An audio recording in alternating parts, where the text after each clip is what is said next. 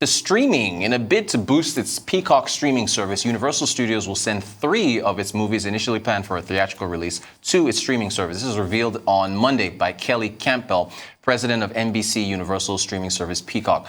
The 3 new movies produced by Universal Pictures will head straight to the streaming service when they debut in 2023. International financial analyst Opeoluwa Dapo Thomas, who usually joins us from London, is live with us here in Lagos. Ope, good to see you. Good morning. Good to see you.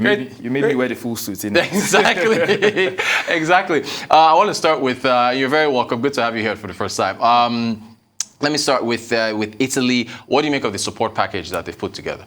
Well, I think it's trying times for most countries in Europe. I mean, commodity prices rising and inflation rising, most governments have the prerogative, or they have the responsibility to ensure that they support families. I mean, there are a lot of people that are in poverty levels. There are a lot of people that cannot cope.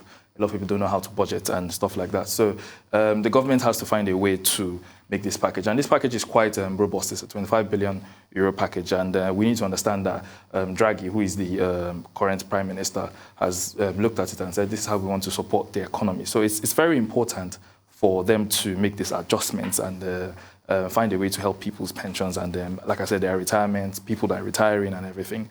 They just have to find a way to make it work. All right. I want to take you through Italy's Q1 GDP. We saw a contraction. If we put those figures up as far as Italy's first quarter GDP is concerned, I think it contracted by 0.2%. Yeah, exactly. Q4 2021 was up by 0.7. Output is 40 basis points below pre-pandemic levels. Inflation at 6.2%. After coming from, I think it was a 25-year high of 6.5% in March.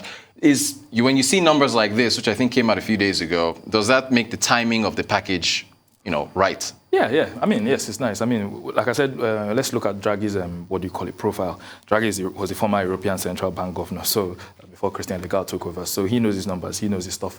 No disrespect to Silvio Berlusconi, but he's more, renowned in the economics and the numbers thing. So he's looked at it and said that, okay, this timing is right, because the economy contracted and there's a loss of economic momentum, and there's still COVID and variations with the Ukraine, Russia crisis that might cause a possible stagflation in the economy. So I think it's more or less like the proper timing to do this. This is the first quarter. So how do we support business? How do we support economic activity? The only way to do that rightly is by putting more money in the economy, trying to boost liquidity, trying to support growth.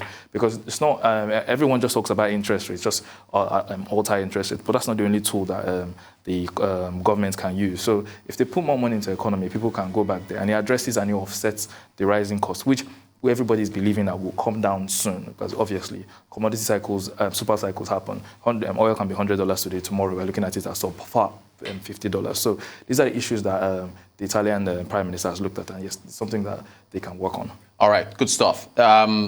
They're avoiding borrowing more money, which is something some other countries have been doing to try to offset these things. Instead, they're raising what was supposed to be a 10% tax on windfall profits for energy companies to 25%. I mean, that's more than double.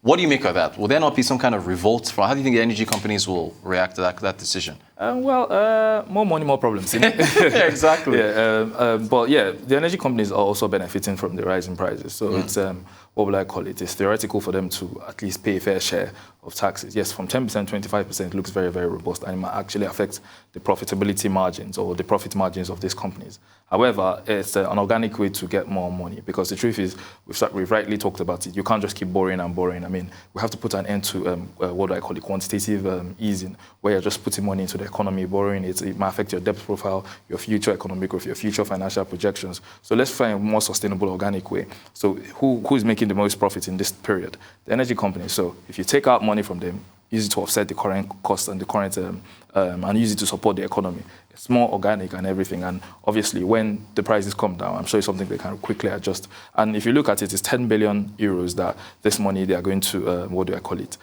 take from the energy companies. I mean, that's the project, that's the forecast based on the current market conditions. So they're looking at it at 10 billion euros thereabout. And the package is 25 billion euros. I think that's about half of what they want to use to support. I think that's organic. That's quite healthy. Okay. Let's quickly move to streaming. This is a decision by NBC Universal to move what were 3 initially theatrical films to Peacock. In fact, there's a quote. I want to bring up a quote from the chair of NBC.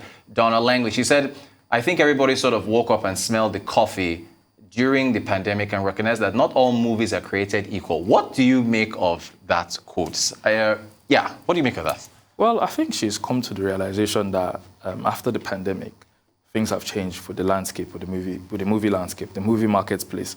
I mean, there are some movies 10 years ago, it's no brainer, it should be in the theater. But now, with the audience you have now, how many people want to go to the cinema? I can't remember when last I went to the cinema. Really? You know, yeah, I mean, so people just prefer the idea of watching it remotely. They're like remote work as well. People just, okay, I want to remotely watch this thing. And so I think she's understood that. But then again, it's a strategic decision because Peacock is one of the streaming services they're trying to build. And they are competing with, what do I call it, Netflix, the HBOs. Then if you look at the numbers, Peacock has probably maybe 18 million paid subscribers. Netflix has over 200 million and HBO about 18 million, thereabouts. So how do you compete? You have to create content, you know? So these 3 movies we're talking about that she wants to introduce. These are big movies, you know? I mean, first is LeBron James' biopic. And with no comparison to Michael Jordan, but LeBron James is a big basketball as well. Yeah. So let's see, I mean, if the success of that could also boost their numbers, boost their paid subscribers. So I think it's a strategic thing. And from what she said, the rationale behind it is backed by the board. And I think it's a good decision for them. But if I am a producer of a movie and initially, would it not possibly deter producers who initially thought that their films would be put in theaters, for that is with Universal now. Could it not deter them like, okay, they might feel that my movie is not equal to this other film, and so they now put it on Peacock? Is there any backlash possibly from that? Well, I think it all boils down to the dynamic of the movie. Yes, I understand their affairs, do you guys? But and Universal has actually said it, like theater is the cornerstone of their business. Everyone wants their movies to be in theater. But then again, it's the numbers. The numbers, the game is what we're working with. We have to move objectivity from subjectivity, you know?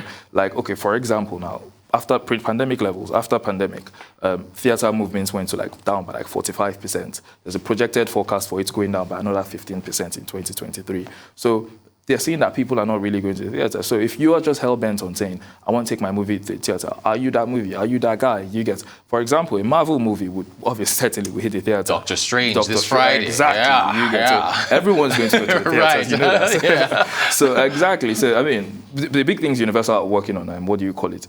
Fast and Furious and what's the other one with I think the one with The Rock and stuff like that. Yeah. Those ones are theater movies. We know the theater movies. We know what people would want to prefer there than watch on a laptop because of the graphics, the animation and all that. So if you want your movie to be in theater, then you've got to be that guy. You've got to be that movie. You've got to bring it out. So I think these are the numbers they have to look at. The numbers of theatric movements going down. You have to compare with, okay, I think this will boost Peacock's growth engine, and that's what it will do. Opeoluwa Dapo Thomas, International Financial Analyst. Good to see you in the flesh as opposed to all the way virtually in London. Thank you so much for joining us. Appreciate your time.